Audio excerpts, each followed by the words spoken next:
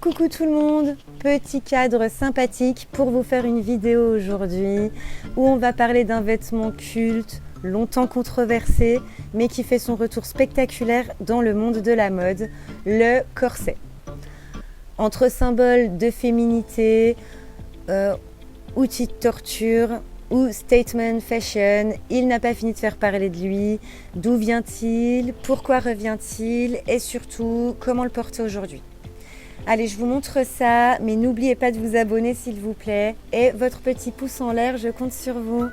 Le corset, ça ne date pas d'hier. On remonte au XVIe siècle, à la cour d'Espagne.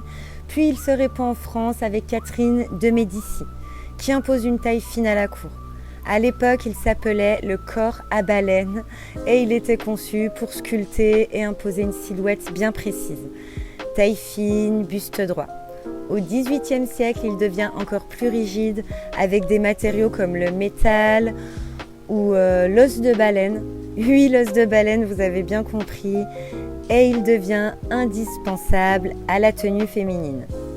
Au XIXe siècle, avec l'ère victorienne, le vêtement atteint son apogée, mais aussi les critiques.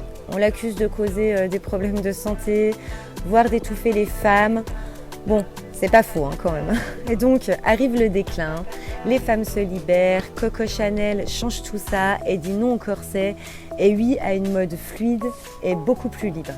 Et comme souvent en mode, tout revient. Donc dans les années 80-90, le corset renaît avec des figures comme Madonna, qu'il transforme en arme de pouvoir.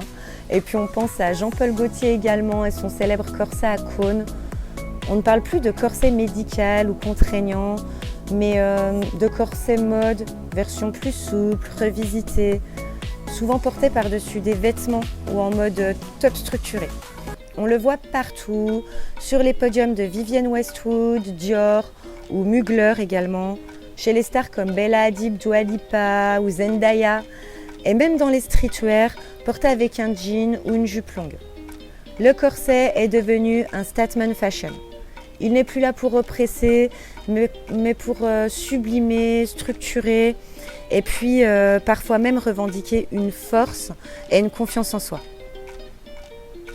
Alors si tu veux intégrer le corset dans ton look, voici mes conseils. En version chic, un corset noir satiné avec un pantalon large, taille haute, c'est un effet waouh garanti.